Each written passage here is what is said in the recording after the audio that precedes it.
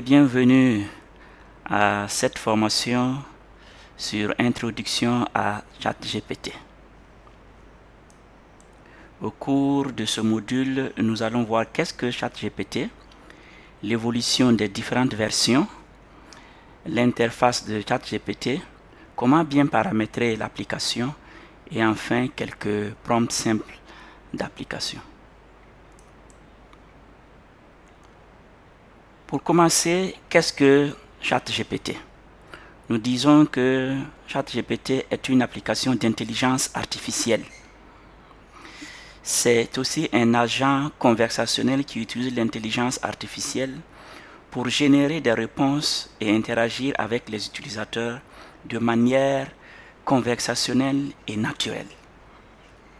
Il a été développé par un laboratoire américain de recherche en intelligence artificielle qu'on appelle OpenAI.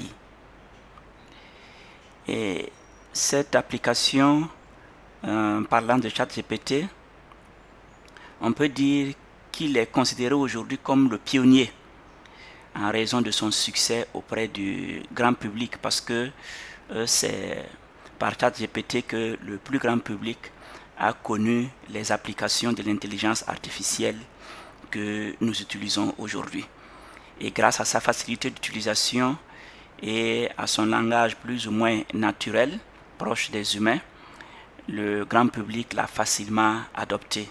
Et cela a encouragé beaucoup de concurrence aujourd'hui en matière d'intelligence artificielle. Donc nous retenons que c'est une application d'intelligence artificielle conversationnelle. Et le mot ChatGPT, c'est la contraction de chat et de GPT. Chat veut dire conversation et le sigle GPT, c'est pour Generative Pre-trained Transformer.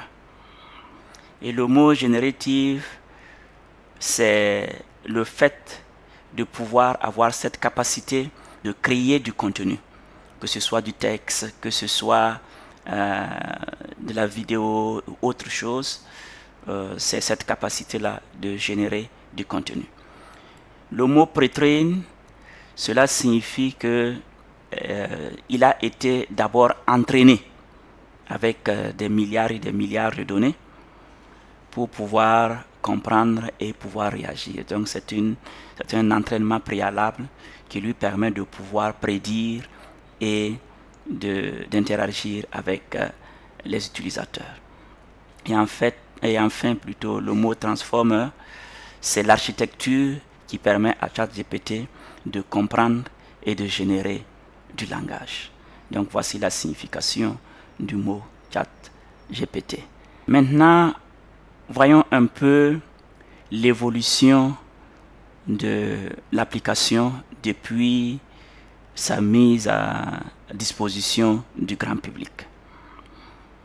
Il faut dire que c'est à partir de novembre 2022 que le grand public a fait la découverte de ChatGPT à partir de sa version 3.5 qui était déjà fluide et adaptée pour le grand public avec les prompts simples pour générer du contenu, notamment du texte. Et en 2023, nous avons la version 4 qui a fait son apparition, qui intègre le raisonnement beaucoup plus complexe et le multimodalité partielle. Il était un peu plus cher. Quand on parle de multimodal, c'est la capacité de générer et du texte, des images, de la vidéo, etc.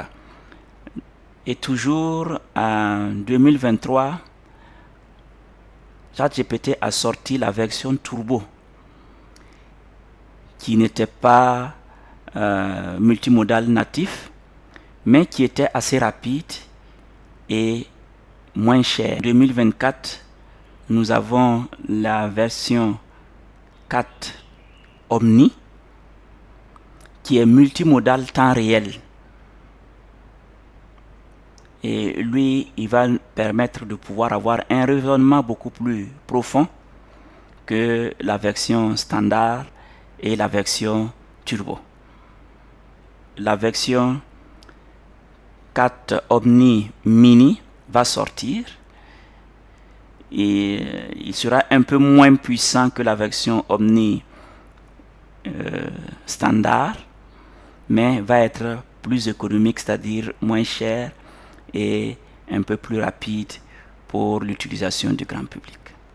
En 2025, nous avons la connaissance de la version O3 et O3+, qui va mettre l'accent sur le raisonnement beaucoup plus poussé. Il va être plus lent et un peu plus coûteux. Et quand nous parlons de raisonnement, ça veut dire que l'application va prendre le temps de bâtir plusieurs scénarios et de choisir celle qui va être le plus proche de notre besoin. Celui qui va demander beaucoup plus de temps de traitement, d'où la lenteur et un peu également le coût. Et la version 5 qui est sortie 2025, lui va avoir un meilleur équilibre entre la vitesse et le raisonnement. Donc, il va être un peu plus rapide et il va intégrer également le raisonnement et les aspects de multimodalité. Donc, ça sera un résumé des faiblesses des versions précédentes qu'on a essayé de corriger et de mettre ensemble dans la version 5, où on n'aura plus besoin de choisir entre version mini, version standard, version turbo, etc. On aura tout combiné dans une seule version. Et maintenant, pour le futur, il y aura certainement des nouveautés, puisque chaque jour, l'application s'améliore. D'ici là, nous aurons probablement de nouvelles versions avec de nouvelles possibilités et nous pourrons que nous en délecter. Donc, en résumé, nous avons de 2022 à 2023 un chat GPT qui était beaucoup plus basé sur les textes. Et à partir de 2024, on est passé au temps réel multimodal. Et en début 2025, nous avons les versions O qui vont révolutionner le raisonnement. Et enfin, la version 5 qui apparaît en mi-2025 qui va fusionner la vitesse, la multimodalité et le raisonnement en une seule application. Donc voici comment a évolué les différentes versions de ChatGPT que nous utilisons aujourd'hui. Maintenant, comment est-ce que nous pouvons accéder à cette application? Il suffit de se rendre, si on est connecté à Internet, à l'adresse chatgpt.com ou bien à l'adresse chat.openai.com. Les deux adresses mènent au même site. Nous avons deux possibilités. Ou bien utiliser ChatGPT sans un compte, on n'est pas connecté. Et dans ce cas, nous ne pouvons utiliser que la version gratuite. Et là aussi, lorsque nous travaillons, lorsque nous interagissons et que nous quittons, tout ce que nous avons fait est perdu. On ne peut plus les retrouver parce que nous ne sommes pas connectés. Et la deuxième option, c'est d'utiliser en étant connecté.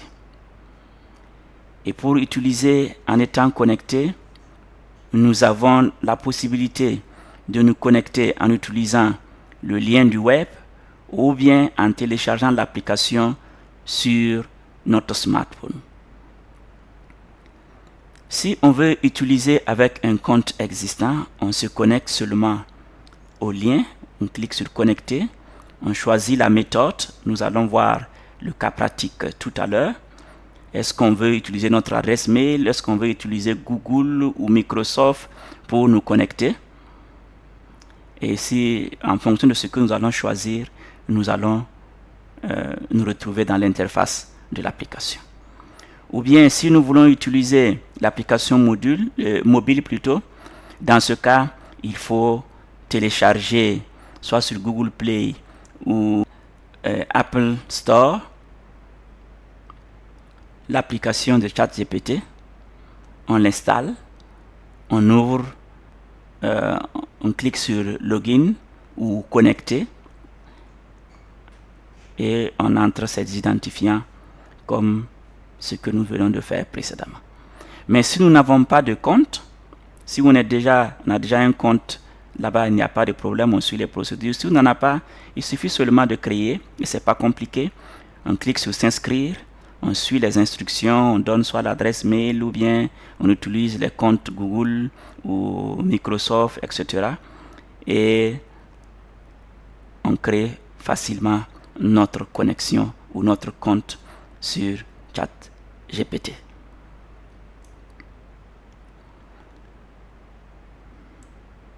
Et quand on se connecte, on va se retrouver dans cette interface-là où nous aurons la barre latérale gauche et là nous avons les différents éléments qui nous permettent de passer à un nouveau chat, à faire de la recherche. La bibliothèque sont les images que nous avons déjà créées ou bien les différents projets qui nous permettent d'organiser nos données comme dans des fichiers.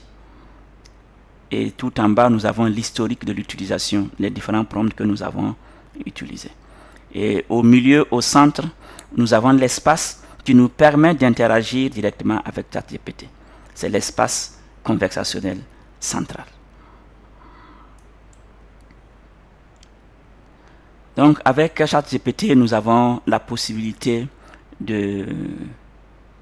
d'interagir pour beaucoup d'utilisation au quotidien. Il peut nous générer du texte, on peut faire de la recherche avec, on peut générer des images, on peut créer de la vidéo, on peut analyser des fichiers, on peut modifier les mises en forme des résultats en utilisant son application interne Canvas. On peut faire des analyses d'images, etc., etc., etc. Donc vraiment, on peut utiliser ChatGPT pour beaucoup de choses. Donc, passons maintenant à la pratique. Comme je l'ai dit, pour avoir accès à ChatGPT, nous passons au niveau du site, par exemple, en cliquant, on va utiliser la version web. Et c'est ce que nous allons utiliser ici pour la démo. Chatgpt.com. Je clique sur Entrée. Et là, vous voyez, je ne suis pas encore connecté. Il va me demander de me connecter. Donc, si je laisse comme ça, je dis, ici, vous voyez, il y a la possibilité de se connecter ou de s'inscrire gratuitement. S'inscrire gratuitement, c'est si vous n'avez pas encore de compte, ou se connecter si vous avez déjà un compte. Et comme j'ai déjà un compte, je vais utiliser celui-là. Sinon, même sans être connecté, vous voyez que on a l'interface qui est là. On peut déjà commencer à poser des questions. On peut déjà commencer à interagir avec ChatGPT, même si on n'a pas de connexion. Même si on n'est pas connecté, je veux dire. Mais bien sûr, il faut être connecté à Internet. Mais là, on peut commencer à interagir. On peut dire, par exemple, qu'est-ce qu'on peut poser comme première question à ChatGPT. On va dire, propose une recette pour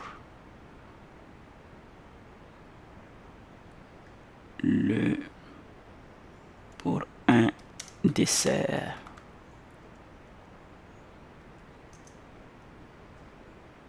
Avec des fruits africains, par exemple.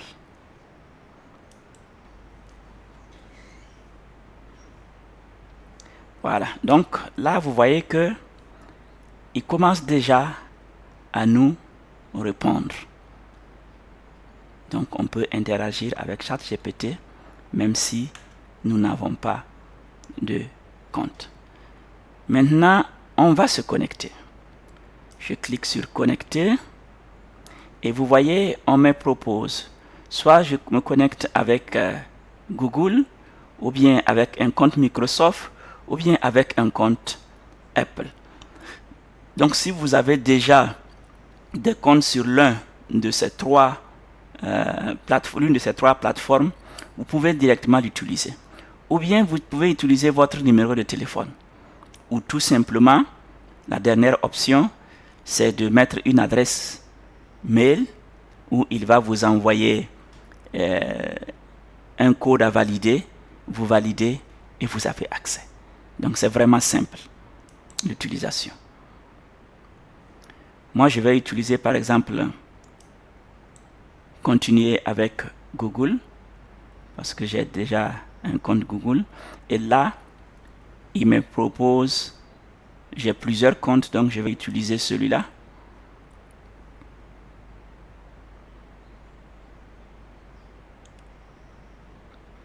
Voilà. Et voilà, je suis connecté. Ivan Training est là. Je suis connecté. Et quand on est connecté, voici l'interface qui est là. Et comme je l'expliquais, nous avons la barre latérale gauche où nous avons la possibilité de commencer un nouveau chat en cliquant ici ou faire des recherches dans ce qui est fait ou regarder dans la bibliothèque. Et nous avons ici les différents projets. On peut créer des projets. C'est une manière d'organiser nos prompts pour les regrouper dans une seule thématique pour la facilité d'utilisation. Et beaucoup plus en bas, nous avons l'historique de ce que nous avons fait comme chat. Et là, nous avons la barre, l'espace central qui nous permet de pouvoir interagir.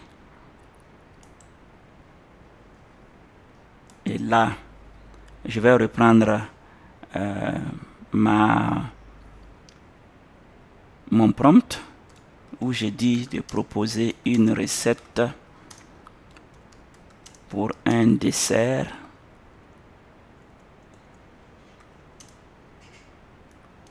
avec des fruits africains. Par exemple, c'est juste un truc simple parce que nous avons déjà vu la structure d'un bon prompt. Donc celui-là, nous n'avons pas suivi toutes les démarches pour avoir un prompt bien précis. C'est juste pour voir comment est-ce que l'application va réagir. Voilà. On nous propose tartine tropicale aux fruits africains pour 6 à 8 personnes avec les différents éléments. Donc voilà comment est-ce que nous pouvons déjà interagir avec ChatGPT. Et comme je suis connecté, ce que je fais comme travail va être gardé au niveau de l'application. Voilà. Et tout en bas, nous avons ici le nom avec les possibilités, les différents paramétrages. Donc, on peut paramétrer, et pour paramétrer, on clique sur paramétrer, paramètres plutôt, et là, nous voyons de façon générale ce qu'il y a. Ici, nous cliquons sur général, par exemple. Nous avons ici le système, les couleurs, etc., la notification, la personnalisation, la gestion des données, le compte que nous utilisons, etc. Nous allons juste nous attarder un peu sur personnalisation. Et quand on clique sur personnalisation, vous voyez, ici, nous avons personnalité de ChatGPT. C'est là que nous allons définir est-ce que nous voulons garder ce qui est par défaut, c'est être joyeux et flexible, ou bien critique et sarcastique, ou bien efficace et direct, ça c'est le style robot, attentif, ça c'est le style attentionné et compréhensif, etc. Donc là déjà ça nous permet de paramétrer pour que l'application puisse réagir en fonction d'un certain nombre d'éléments, même si nous ne précisons pas spécifiquement le ton que nous voulons que cela soit utilisé. Donc ici, vous pouvez paramétrer un certain nombre d'éléments. Pour le moment, comme c'est une introduction, on ne va pas aller plus loin. Mais on regarde ici, on a la possibilité de dire, voilà, les instructions personnalisées, on veut que ce soit comment conversationnel, plein d'esprit, franc, motivant, génération Z, etc., etc. Et l'alias, c'est le nom par lequel ChatGPT va vous converser avec vous. Le nom qu'il va utiliser pour vous appeler lorsque vous faites une interaction avec l'application. Et également, on peut gérer la mémoire. Et quand on clique sur gérer la mémoire, normalement, vous voyez ce qui a été déjà utilisé comme conversation. Et ici, vous pouvez sélectionner les conversations que vous voulez supprimer de la mémoire. Donc, voici des paramétrages de base de ChatGPT que nous pouvons utiliser.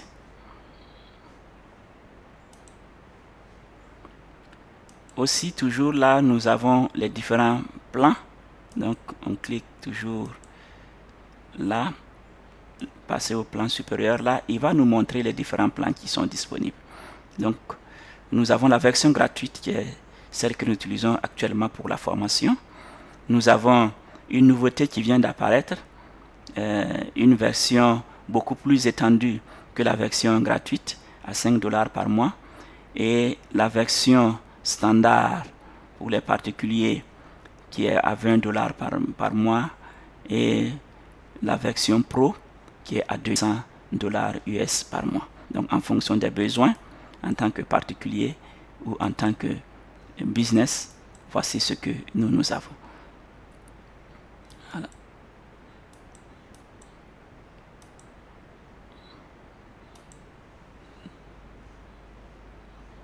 Donc, voici les différents plans qui étaient disponibles.